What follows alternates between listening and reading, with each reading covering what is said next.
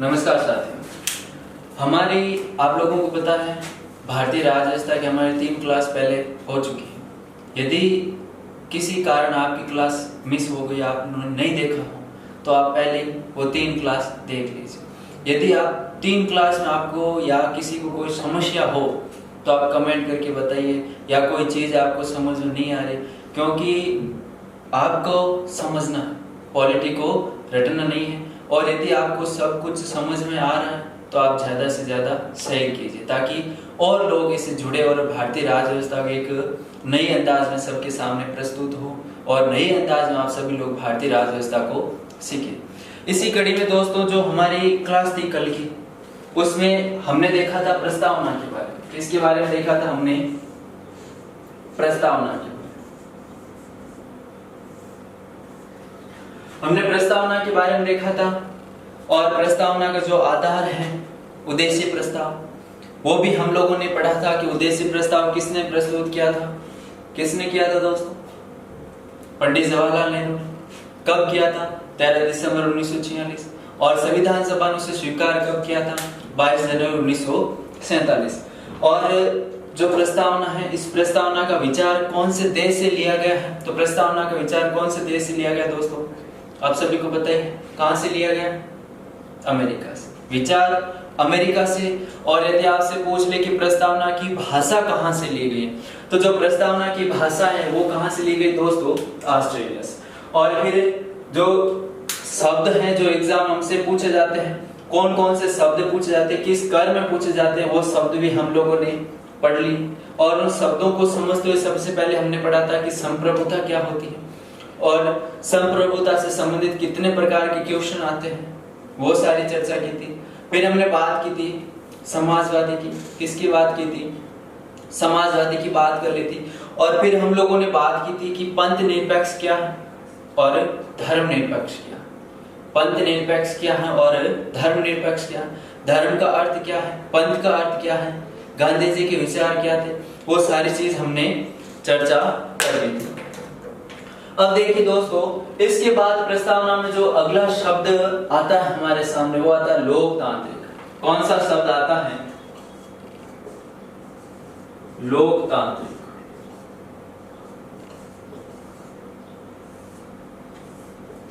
ठीक है। अब देखो, जो ये लोकतांत्रिक शब्द है वो डेमोक्रेसी से बना है। किससे बना है दोस्तों? डेमोक्रेसी। और डेमोक्रेसी का अर्थ होता है लोकतंत्र। क्या होता है डेमोक्रेसी का अर्थ? लोकतंत्र। और जो डेमोक्रेसी है, इस डेमोक्रेसी का अर्थ होता है लोकतंत्र। अब यदि इस शब्द का भी हम देख लें तो ये भी 2 से बना है, लोक प्लस तंत्र। किससे बना दोस्तों? इंग्लिश का शब्द देखें तो डेमोक्रेसी से, डेमोक्रेसी लोकतंत्र को कहते हैं, और ये लोकतंत्र है, ये 2 से मिलकर बना है, लोक और तंत्र। किससे मिलकर बना है? लोक और तंत्र।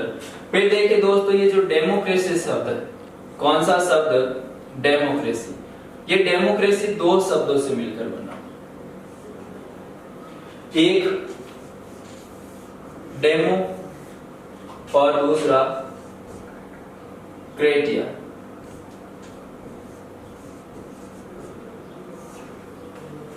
डेमो और क्रेटिया। ये जो डेमोक्रेसी शब्द है ये 2 से मिलकर बना है, एक है डेमो, दूसरा है क्रेटिया। अब समझना आराम से। डेमो का अर्थ जनता, क्या होता है? जनता। और क्रेटिया का अर्थ होता है शासन। और यदि दोनों को एक साथ मिलाकर देखें तो क्या होगा दोस्तों? जनता का शासन।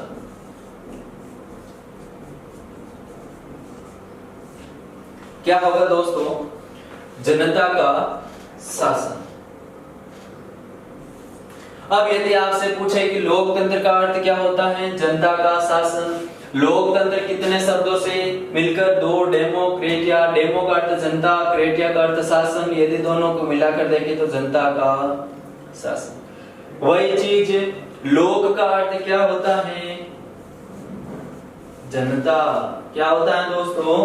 जनता। और इधर वापस तंत्र का अर्थ देखिए तो तंत्र का अर्थ किससे लिया जाता है? शासन से लिया जाता है। कैसे लिया जाता है?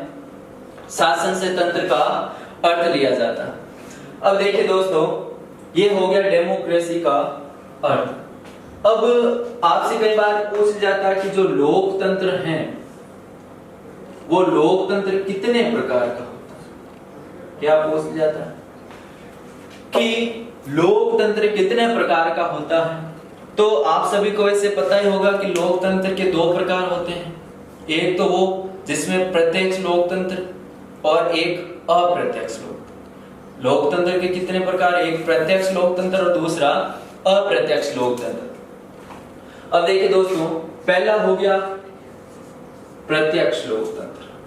कौन सा हो गया? प्रत्यक्ष। और दूसरा हो गया अप्रत्यक्ष।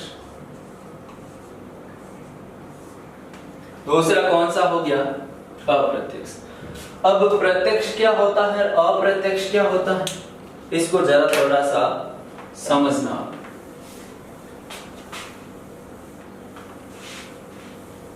अब देखिए दोस्तों, प्रत्यक्ष क्या होता है और अप्रत्यक्ष क्या होता है। मान लो ये कोई एक लोगों का समूह है और मान लो कोई एक गांव भी समझ लो आप, छोटे से उदाहरण बहुत आसान से समझेंगे। और इस गांव में बहुत से लाले रहते हैं। क्या रहते हैं दोस्तों? बहुत से लाले रहते हैं।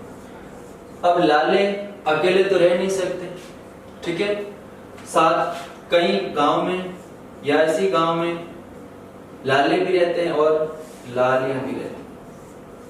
क्या रहते हैं? लाले भी रहते हैं और लालियां भी रहती हैं। अब इन लाले और लालिया की सबकी आयु 18 से ऊपर है। कितनी है? 18 से ऊपर। इन सभी लाले और लालियों की आयु 18 से ऊपर। इसका मतलब वयस्क है, इनको मत देने का क्या है? अधिकार।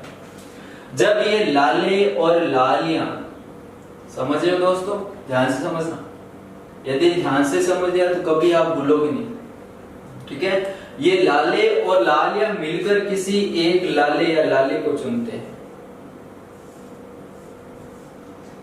क्या करते हैं? ये मान लो एक लाली को चुन लिया। क्या कर लिया दोस्तों? एक लाली को चुन लिया। इन सभी लाले और लालियों ने मिलकर किसी एक लाली को चुन लिया और इस लाली ने जो सरकार का शासन संचालित करने के लिए किसी अन्य को चुन लिया। अब देखो, इसका मतलब ये जो लाले और लाले हैं, इन्होंने सीधे तरीके से तो इनको चुना नहीं। ये मान लो प्रमुख हैं। क्या है? प्रमुख हैं। इस प्रमुख को क्या सीधा चुना? नहीं चुना। जनता के द्वारा चुना गया प्रतिनिधि, और ये प्रतिनिधि आगे चलकर किसी और को चुनता है।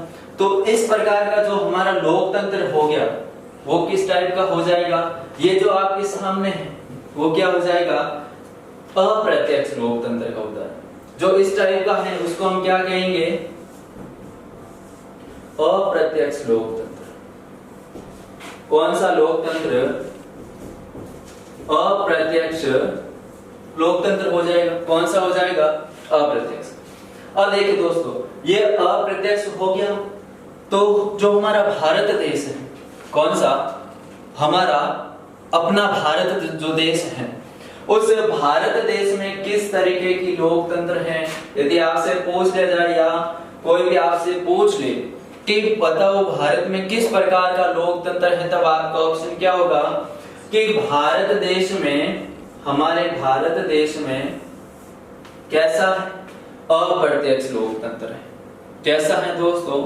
अप्रत्यक्ष लोकतंत्र है। किसमें? भारत देश। तो अप्रत्यक्ष को आपने समझ लिया होगा, ठीक है दोस्तों। अब प्रत्यक्ष की बात करते हैं। किसकी बात दोस्तों? प्रत्यक्ष की बात। अब प्रत्यक्ष लोकतंत्र, तो प्रत्यक्ष लोकतंत्र में ये जो बीच का चुना हुआ प्रतिनिधि है इसको सीधा सा क्या कर लेंगे, हटा देंगे, और सीधा इन लाली और लालियों के द्वारा जो भी लाला लाली चुना जाता है और वो सरकार को संचालित करता है, तो इस प्रकार के लोकतंत्र को क्या कहेंगे आप, प्रत्यक्ष लोकतंत्र। किस प्रकार का कहोगे, प्रत्यक्ष लोकतंत्र। और इस प्रत्यक्ष लोकतंत्र का यदि सबसे बेस्ट उदाहरण की यदि हम चर्चा करें तो सबसे इसका बेस्ट जो उदाहरण देश आता है वो आता है स्विट्जरलैंड।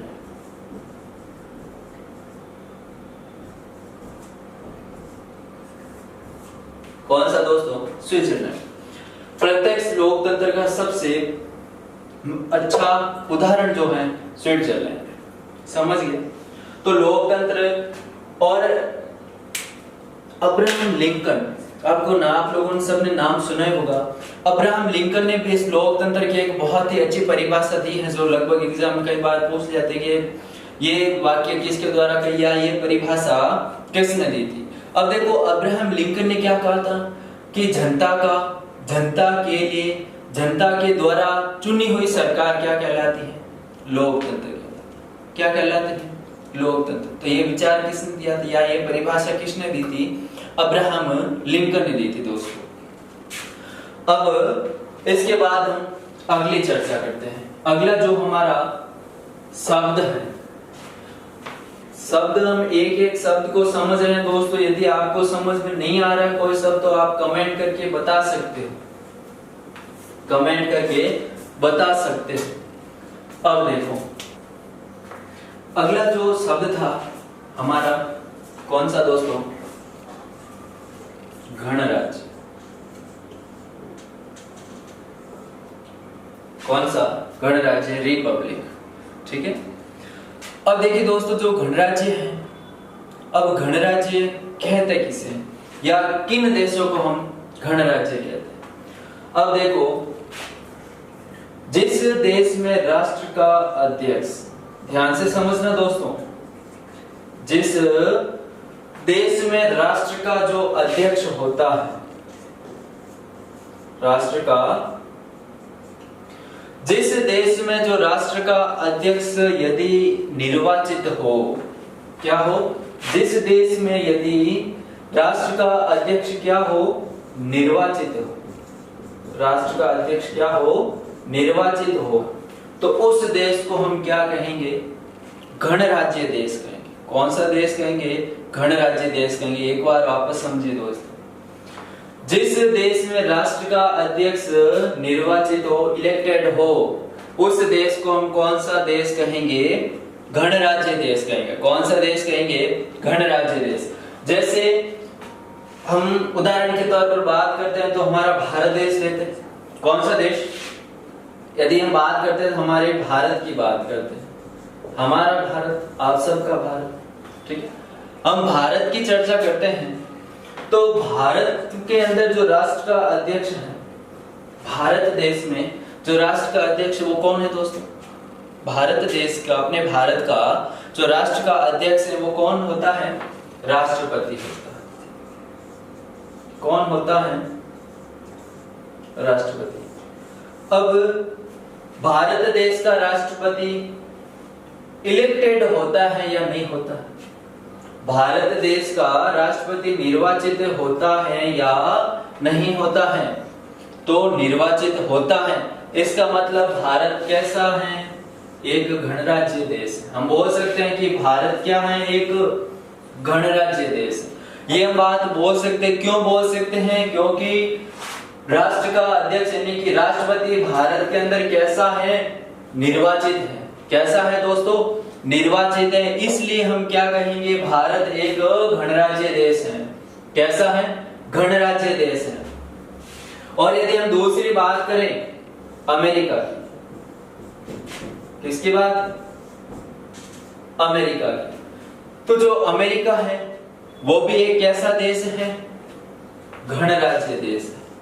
अमेरिका भी कैसा है, गणराज्य देश है, क्योंकि वहां पर भी जो अध्यक्ष होता है राष्ट्र का वो क्या होता है, निर्वाचित होता है दोस्तों। क्या होता है, निर्वाचित। आई बात समझ में नहीं है, एक बार वापस।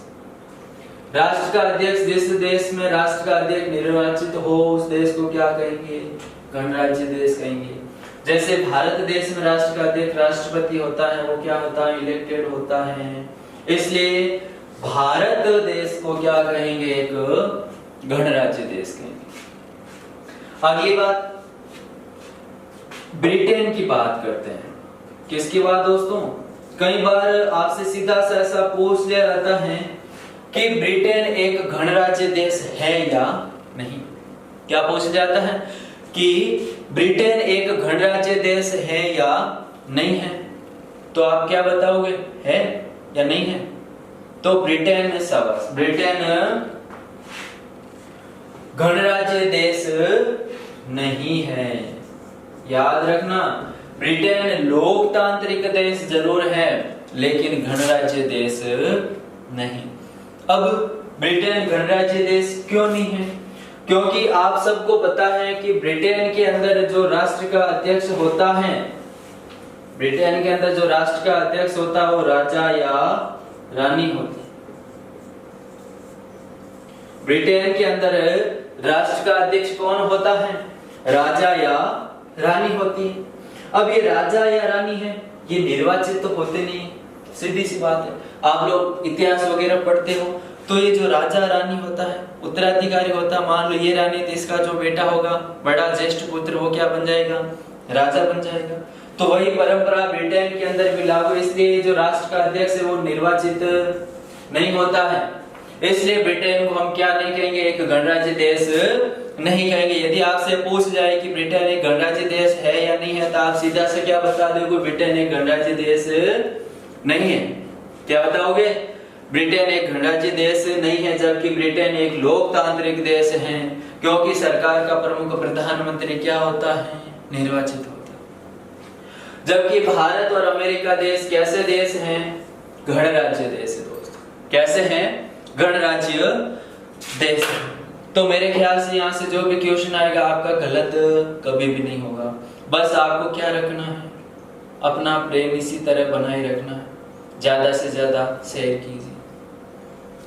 अब देखिए दोस्तों, अगले जो शब्दों का कर्ण था उसमें अगला कौन सा आई? न्याय की बात आती है। कौन सी बात आती है दोस्तों? न्याय की बात।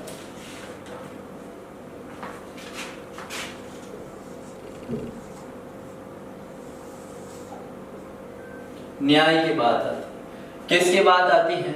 न्याय की। और न्याय कितने प्रकार का, कई बार सीधा सा क्वेश्चन पूछ लिया है कि प्रस्तावना में कुल कितने प्रकार का न्याय? तो सामाजिक। कौन सा? सामाजिक। दूसरा आर्थिक और तीसरा राजनीतिक। अब न्याय कितने प्रकार का? न्याय तो ऊपर वाले ने भी नहीं किया होगा, है? ये तो बस प्रस्तावना में लिखा गया।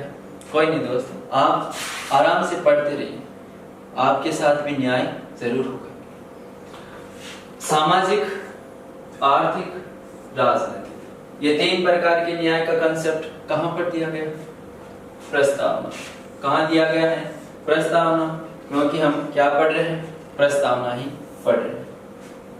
अब देखिए दोस्तों, सामाजिक न्याय किस प्रकार से है, आर्थिक और राजनीतिक न्याय किस प्रकार से है, इसके संदर्भ में हम जरा थोड़ी सी बात करते हैं। अब देखो, सामाजिक न्याय के अंदर कि किसी भी व्यक्ति के साथ, ध्यान से समझना दोस्तों, किसी भी व्यक्ति के साथ किसी भी जाति को लेकर, किसी भी वंश को लेकर कोई भी भेदभाव नहीं किया जाएगा। समाज में उसके साथ किसी प्रकार का कोई भी भेदभाव नहीं किया जाएगा। तो वहां पर कैसा न्याय हो जाएगा? सामाजिक न्याय हो जाएगा। किसी प्रकार का कोई भी भेदभाव नहीं किया जाएगा। अब देख लो दोस्तों, अगला है आर्थिक न्याय। कौन सा? आर्थिक न्याय। अब आर्थिक न्याय इसके अंदर कि यदि आप दोनों की समान योग्यता है और आप दोनों की समान नौकरी है तो आप दोनों को वेतन भी एक साथ यदि आप लगे हो तो आपको क्या मिलेगा, वेतन भी एक समान मिलेगा। ऐसा नहीं है कि किसी को मान लो पुलिस में लग गया है, एक दो भाई थे या दो दोस्त थे, अब मान लो ये जो लाला है ये राजस्थान पुलिस में लग गया। कहाँ लग गया ये लाला, और इस लाले से पहले कौन लग गई थी, लाली लग गई थी। ठीक है, अब लाली ये भी राजस्थान पुलिस में लग गई थी, दोनों ने साथ मिलकर पढ़ाई की थी और दोनों का क्या हो गया, राजस्थान पुलिस में सिलेक्शन हो गया। अब जब इन दोनों का सिलेक्शन हो गया तो इन दोनों को जो मिलने वाला वेतन होगा वो क्या होगा, बराबर होगा। क्या होगा दोस्तों, बराबर होगा।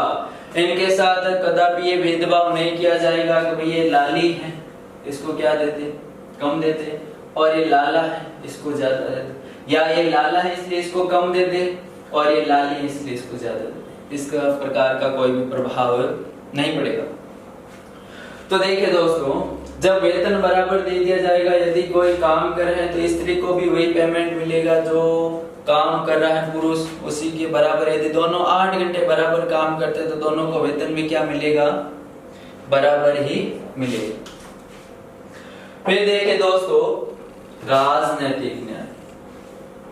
कौन सा, राजनीतिक। अब राजनीतिक न्याय का मतलब आप राजनीति से समझ लो। कैसे समझ लो, राजनीति से समझ लो। जैसे आप वोट देने जा रहे हो, क्या देने जा रहे हो, वोट, यानी कि आप क्या कर रहे हो, अपना मतदान कर रहे हो, यानी कि अपने मत का क्या कर रहे हो, दान करो। और ये करना भी चाहिए क्योंकि हमारा एक बोले तो देश के प्रति हमारे कुछ फर्ज भी होते हैं, उनमें से भी होता है ये फर्ज कि हमें देश के लिए क्या करना चाहिए, मतदान भी करना चाहिए। यदि आप वोट देने जा रहे हो और आप, अब देखो ये मान लो एक कोई स्कूल है, क्या है, स्कूल है, और इस स्कूल में यहाँ पर वोटिंग हो रही है, और जब वोटिंग हो रही थी यहाँ पर सब क्या है, लाइन में खड़े, सारे के सारे क्या है दोस्तों, लाइन में खड़े।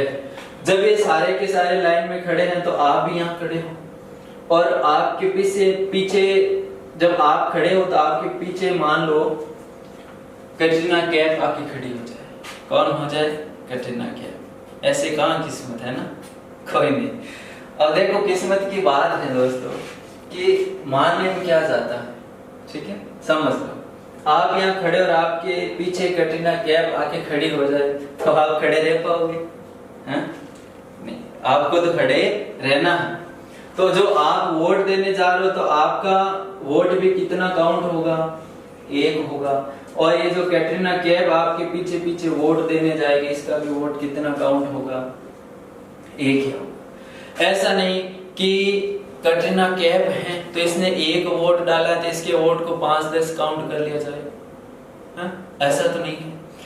तो वही बात है दोस्तों, आपका भी मत का मूल्य क्या होगा, 1 होगा, और इस कैटरीना कैफ के मत का मूल्य भी क्या होगा, 1 ही होगा।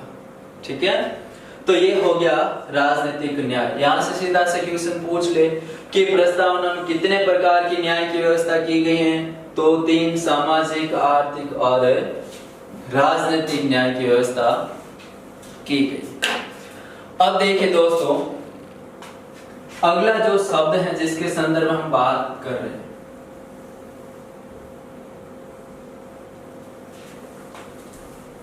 वो है स्वतंत्रता। क्या है, स्वतंत्रता। ठीक है, अब देखिए दोस्तों, स्वतंत्रता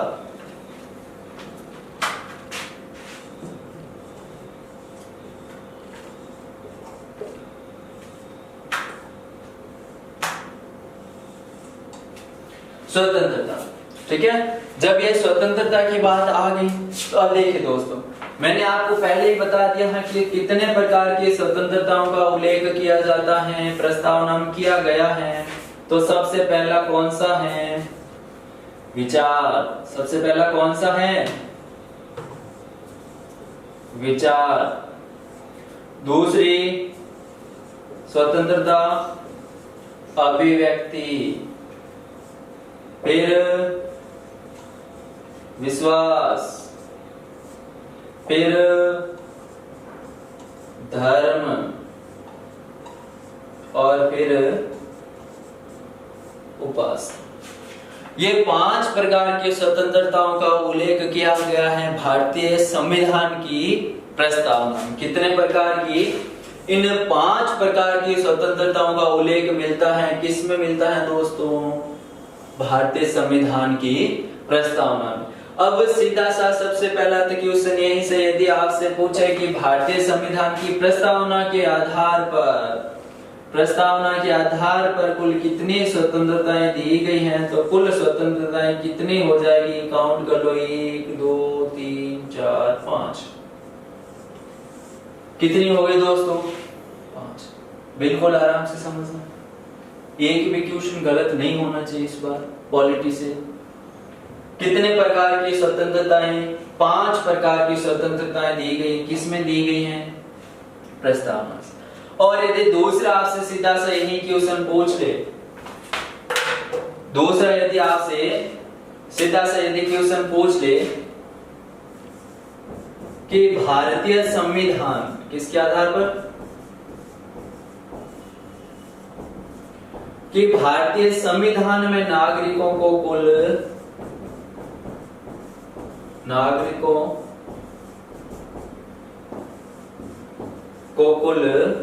कितनी स्वतंत्रताएं दी गई हैं?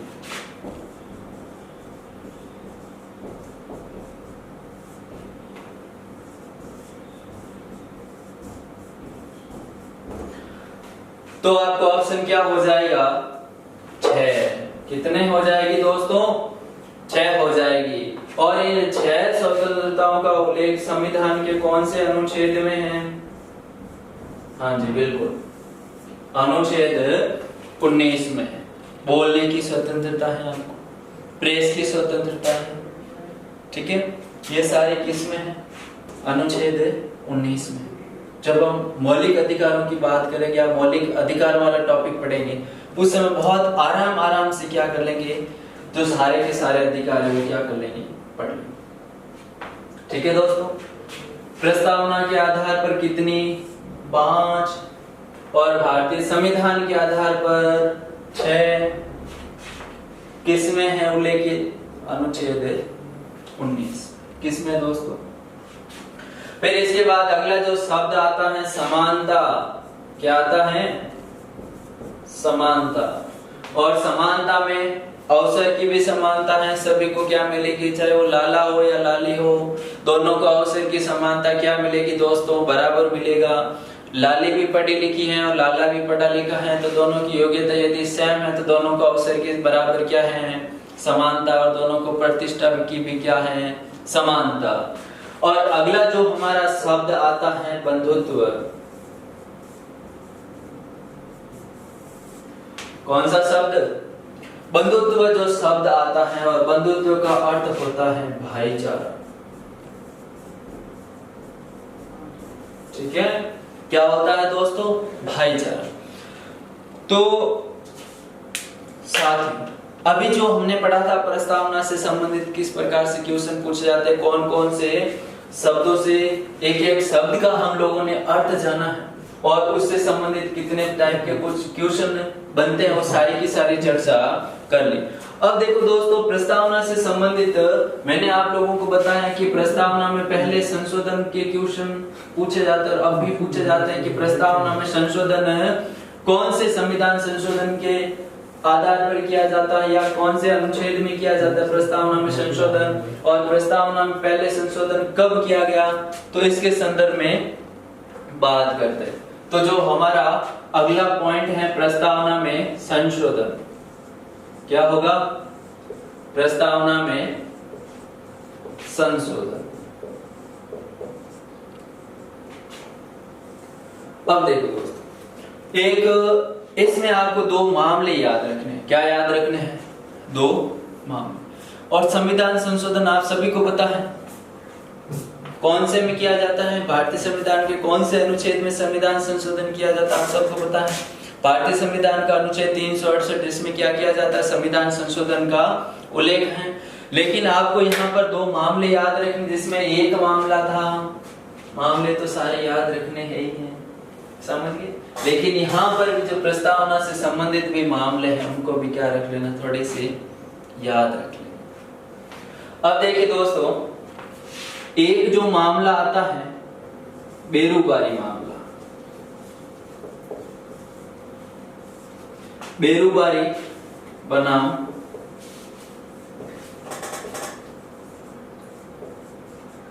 संघ सरकार मामला,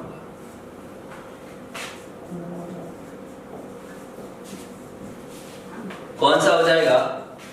बेरूबारी बनाम संघ सरकार मामला। और ये मामला कब का है? 1960। कब का है दोस्तों? 1960। और ये मामला 1960 का है। तब इस मामले को लेकर उच्चतम न्यायालय यानी कि सुप्रीम कोर्ट में, किसमें? सुप्रीम कोर्ट से ये पूछा गया है कि हम भारतीय संविधान की जो प्रस्तावना है उस प्रस्तावना में हम संशोधन कर सकते हैं या नहीं कर सकते। कौन सी बात उठाई गई कि जो भारतीय संविधान की प्रस्तावना, उस प्रस्तावना में हम संशोधन कर सकते हैं या नहीं कर सकते। ये बात कब उठाई गई? कौन से मामले में? बेरूबारी बनाम संघ सरकार मामला 1960। इसमें आप लोगों को याद रखना है कि सुप्रीम कोर्ट में जब ये मामला उठाया गया तब सुप्रीम कोर्ट ने साफ तौर पर ये स्पष्ट कर दिया था कि जो प्रस्तावना है ये संविधान का अंग नहीं। क्या माना था? याद रखना, यहाँ से कई बार क्वेश्चन पूछ जाता है कि किस मामले में प्रस्तावना को संविधान का अंग स्वीकार नहीं किया था या अंग नहीं माना था। तो इस बेरूबारी मामले में सुप्रीम कोर्ट ने क्या कहा था कि ये जो प्रस्तावना है ये संविधान का भाग नहीं है। क्या नहीं है दोस्तों? संविधान का भाग नहीं है। यानी कि संविधान का भाग मानने से क्या कर लिया था? इनकार कर लिया था। जब इस संविधान का भाग ही नहीं है तो इसमें संशोधन की तो बात ही नहीं उठती, क्योंकि आप लोगों को पता है भारतीय संविधान के अनुच्छेद 368 में क्या है? संविधान संशोधन की प्रक्रिया है। तो इसमें सुप्रीम कोर्ट ने यह कहा था कि ये जो संविधान संशोधन की प्रक्रिया अनुच्छेद 368 में है वो सिर्फ संविधान में ही संशोधन कर सकते हो। आई बात है समझ? 368 में संविधान संशोधन की जो बात है वो आप सिर्फ संविधान में ही संशोधन कर सकते हो। किसमें कर सकते हो? सिर्फ संविधान में। और प्रस्तावना जब संविधान का भाग ही नहीं है तो इसमें संशोधन करने की बात ही नहीं होती। और सुप्रीम कोर्ट ने स्पष्ट कर दिया था। कौन से मामले में? बेरूबारी बनाम संघ सरकार मामला 1960 स्पष्ट कर दिया था। इस मामले में जब स्पष्ट कर दिया था तो फिर एक अगला मामला और आया सामने। ये तो याद रहेगा, बेरूबारी बनाम संघ सरकार मामला 1960। और इस मामले में सुप्रीम कोर्ट ने इस प्रस्तावना को संविधान का भाग नहीं माना। अब देखो अगला जो मामला आता है, बहुत आराम आराम से साथियों बस समझते जाना है आपको, ठीक है। अब देखो अगला जो मामला आता है, दूसरा मामला बहुत महत्वपूर्ण है, केशवानंद भारती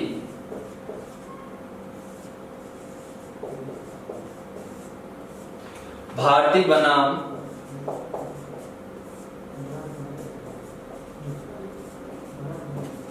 केरल राज्य मामला। अब ये मामला कहां का?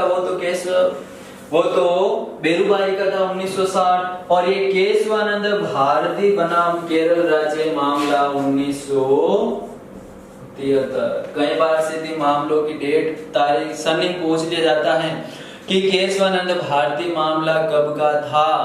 कब का था? 1973 का। और बेरूबारी मामला कब का था? तो 1960 का। अब देखिए दोस्तों, इस जो पहले वाला मामला था जिसमें तो जो सुप्रीम कोर्ट था उसने क्या कर दिया था प्रस्तावना को संविधान का भाग मानना नहीं था, अस्वीकार कर दिया कि संविधान का भाग है ही नहीं प्रस्तावना, ठीक है, तो उसमें संशोधन की बात है नहीं। लेकिन केशवानंद भारती बनाम केरल राज्य का जो मामला हुआ था 1973 का, उस मामले में सुप्रीम कोर्ट ने अपना जो पहले का निर्णय था उसको पलटते हुए कहा था, पहले का निर्णय कौन सा, बेरोबारी मामला, कि प्रस्तावना संविधान का भाग नहीं, उस निर्णय को पलटते हुए सुप्रीम कोर्ट ने कहा था, किसने कहा था दोस्तों, सुप्रीम कोर्ट ने कहा था, उसको पलटते हुए सुप्रीम कोर्ट ने कहा था कि ये जो प्रस्तावना है ये संविधान का अंग है, संविधान का भाग है भाई, क्या है, संविधान का भाग है। क्योंकि पंडित जवाहरलाल नेहरू ने क्या कहा था कि प्रस्तावना संविधान की आत्मा है, क्या है, आत्मा है। अब देखो दोस्तों, सीधा सरल तरीके से समझते हैं कि जैसे आप हैं, मैं, और हमारे अंदर आत्मा है, किसी ने देखी आत्मा, नहीं देखी, किसी ने देखी है क्या, नहीं देखी। जब आत्मा हमारे अंदर है, किसी ने देखी नहीं है, और आत्मा है तभी तो हम हैं। जब ये आत्मा निकल कर चली गई तो हम क्या करेंगे, या मैं खड़ा ये गिर जाऊंगा, वही चीज है। तो सुप्रीम कोर्ट ने कहा था कि संविधान की आत्मा, जब जवाहरलाल नेहरू ने बोल दिया था तो ये आत्मा है, तो इसका मतलब ये क्या है, अब ये जो मेरी आत्मा है, तो आप बताओ ये मेरे संविधान का भाग है या नहीं है, ये जो आत्मा है मेरे भाग है या नहीं है। अब ये जो आत्मा है दिखाई नहीं देती, लेकिन मेरे क्या है, भाग है, क्या है, भाग है, मेरे शरीर का एक हिस्सा है। तो सुप्रीम कोर्ट ने कहा था कि सिर्फ भाग ही नहीं है, बल्कि क्या है, शरीर का एक आंतरिक हिस्सा है, क्या है, शरीर का आंतरिक हिस्सा है, क्या है दोस्तों, ये शरीर का आंतरिक हिस्सा है। तो आप इसमें क्या कर सकते हो, सुप्रीम कोर्ट ने कहा था कि आप इसमें संशोधन कर सकते हो, संशोधन कर सकते हो। अब देखो दोस्तों, आपके सामने जो क्वेश्चन पूछा जाता है, सबसे पहला यही पूछा जाता है कि किस मामले या किस मामले के आधार पर सुप्रीम कोर्ट ने यह कहा था कि संविधान की जो प्रस्तावना है उसमें हम लोग क्या कर सकते हैं, संशोधन कर सकते हैं। तो दोस्तों याद रखिए कौन सा है, केशवानंद भारती बनाम केरल राज्य का जो मामला 1973 का है, उसमें सुप्रीम कोर्ट ने यह कहा था, क्या कहा था कि आप संशोधन कर सकते हो, लेकिन बेरोबारी मामले में संशोधन करने की बात को नकार दिया। समझ रहे हो, समझिए। अब देखो, इस मामले में सुप्रीम कोर्ट ने कहा था कि एक आंतरिक हिस्सा है, संविधान का भाग है, और इसमें आप लोग क्या कर सकते हो, संशोधन कर सकते हो। जब आप लोग इसमें संशोधन कर सकते हो, क्या कर सकते हो, संशोधन कर सकते हो। ये बात किसने बोल दी, जब ये बात सुप्रीम कोर्ट ने बोल दी थी केशवानंद भारती बनाम केरल राज्य में कि आप संविधान की प्रस्तावना में संशोधन कर सकते हो, लेकिन उन्होंने ये शर्त रख दी थी, किसने, सुप्रीम कोर्ट ने, कि आप इसमें संशोधन कर सकते हो, लेकिन इसके मूल ढांचे पर कोई भी प्रभाव नहीं पड़ना चाहिए। समझ रहे हो दोस्तों, बेरोबारी मामले में तो भाग माना ही नहीं था, लेकिन 1973 का जो केशवानंद भारती बनाम केरल राज्य का मामला था, इस मामले में क्या कहा था कि संविधान का एक भाग है प्रस्तावना, और आप इसमें संशोधन कर सकते हो, लेकिन शर्त ये रखी थी, कौन सी, कि आप संशोधन कर सकते हो, लेकिन इसके मूल ढांचे पर कोई भी प्रभाव नहीं पड़ना चाहिए। समझ लो, जब इसके मूल ढांचे पर कोई भी प्रभाव नहीं पड़ना चाहिए, इन्होंने शर्त रख दी थी। तो फिर इसके बाद पहला संशोधन कब किया गया था प्रस्तावना में, तो देखिए दोस्तों, यहाँ से एक बहुत ही अच्छा क्वेश्चन कि भारतीय संविधान की प्रस्तावना में सबसे पहला संशोधन कब किया गया था। तो जो सबसे पहला संशोधन किया गया था वो 42वां संविधान संशोधन था। कौन सा था दोस्तों, 42वां संविधान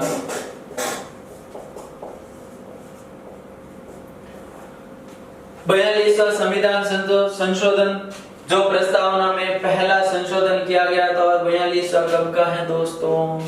4+2 कितने होते हैं? 6 होते। शाबाश, हाँ जी बिल्कुल 6 होते, यानी कि 1976 का। तो भारतीय संविधान की प्रस्तावना में जो सबसे पहला संविधान संशोधन हुआ था वो कब हुआ था? 42वां संविधान संशोधन 1946 के द्वारा हुआ था साथियों। अब देखो इस संशोधन में हुआ था तो फिर आपके दिमाग में आ रहा होगा तो इसमें संशोधन किया, और सुप्रीम कोर्ट ने यह शर्त की थी कि मूल ढांचे पर कोई भी प्रभाव नहीं पड़ना चाहिए। इसका मतलब जो पहले से लिखा हुआ प्रस्तावना उसके साथ तो आप किसी तरीके का खिलवाड़ नहीं कर सकते हो। जब नहीं कर सकते हो तो फिर नया क्या जोड़ा था प्रस्तावना में? नया क्या जोड़ा था? तो देखिए यहाँ पर दोस्तों सबसे पहला तो हमने बात की थी समाजवादी। कौन सा शब्द जोड़ा गया था? समाजवादी। दूसरा पंथ निरपेक्ष। कौन सा? पंथ निरपेक्ष। और तीसरा अखंडता। तीसरा कौन सा? अखंडता। ये तीनों शब्द जोड़े गए थे कौन से? 42वें संविधान संशोधन 1976 के द्वारा। ठीक है, अब देखिए साथियों ये तीनों शब्द जोड़ दिया। आपको याद रखना, पूछ लिया जाता है कि भैया निम्नलिखित में से कौन सा शब्द 42वें संविधान संशोधन के द्वारा जोड़ा गया है? तो आपका गलत नहीं होना चाहिए। समाजवादी, पंथ निरपेक्ष और अखंडता, ये तीनों के तीनों जोड़े गए थे। कब जोड़े गए थे? 42वां संविधान संशोधन 1976 के द्वारा। तो दोस्तों ये जो हमारा प्रस्तावना वाला एक चैप्टर था वो आज 2 दिनों की क्लास के बाद क्या होता है? कंप्लीट। यदि किसी ने ये क्लास इससे पहले की प्रस्तावना वाला नहीं देखा है तो आप पहले वो पार्ट देखिए। अगर वो पार्ट आप देखोगे तभी आपको ये क्या आएगा?